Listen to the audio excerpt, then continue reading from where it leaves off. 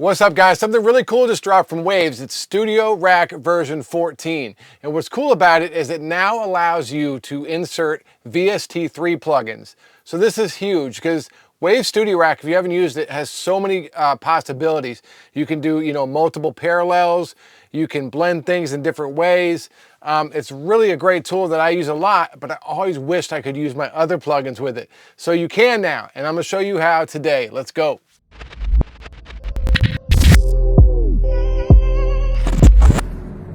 All right, guys, so here's Studio Rack. All you gotta do is upgrade to version 14, and then if you go to these three little dots over here, you'll see at the bottom there's now this VST3 option.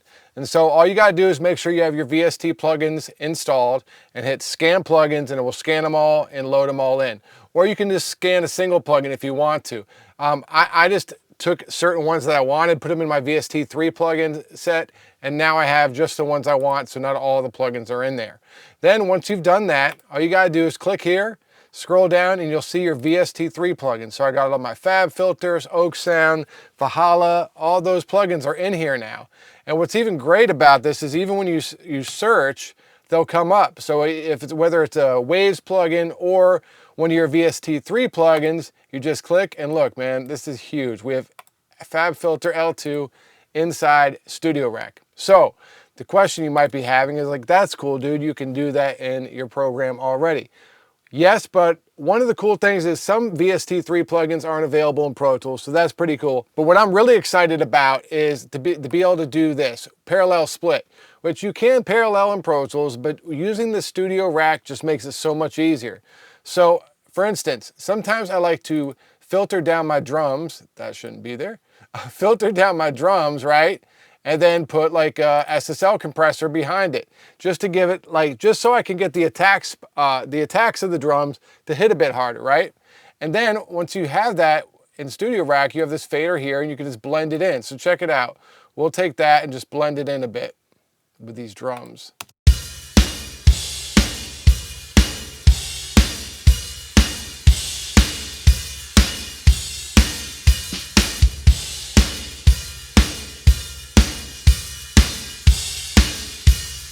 So, I exaggerated a bit so you guys could hear, but you can hear just how that can really help your drum set to push through a bit more and get the attacks to hit more. So a great way to use it there. Also, if you just have some plugins on a rack that you want to use, you can do it that way too. So I got this acoustic guitar. So I'm using Soft Tubes harmonics. Then I'm going into an R compressor. And then I'm going into a Valhalla delay. So all within one Studio Rack. And so, for some of you guys, and even myself, who I use Studio One sometimes, Pro Tools sometimes, Logic sometimes, you can put some of your plugin chains in the Studio Rack now and go from Studio One to Pro Tools and be able to open up, the chains that you've saved that you want easy access to really quick, depending on which DAW you're in. So for instance, on this acoustic guitar,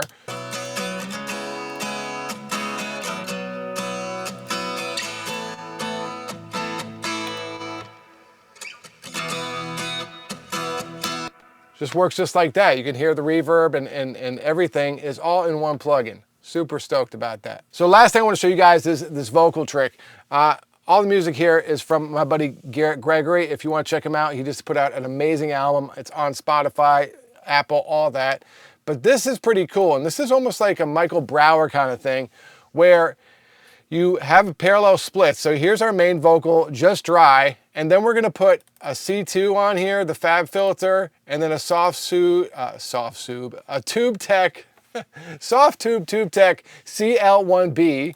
And then lastly, our good buddy, the CLA76, the bluey version, right? And what we can do is just turn these all off and we'll hear just the dry vocal with a little, let's just solo that out with just a little reverb on it. And that's another thing, got the Valhalla just right on there. I got a bad habit of breaking hearts and breaking rules. If I don't pick up the phone fast enough. So we can put a little of that C2 on there, then we add the CL1B. I got a bad habit of breaking hearts and breaking rules. I got a bad habit of breaking hearts and breaking rules. I got a bad habit of breaking hearts. And so with like 3 different compressors going, you just have so much color from that, but you still don't lose your dynamics completely because you have that main one still fully dynamic and the other one's pushing and pulling for the effect. So, I mean, so many things you can do with this, you know, parallel splits, or say you have 3 compressors you like to use for vocals, just have all 3 of them set up and you can audition them really quickly. So a bunch of amazing stuff we can do now having VST3 in the Studio Rack. So let me know what you guys think in the comments below. What are you going to be using the Studio Rack for? Are you going to use it? Do you think it's even cool? I'm super excited about it, as you can tell. Let me know what you think.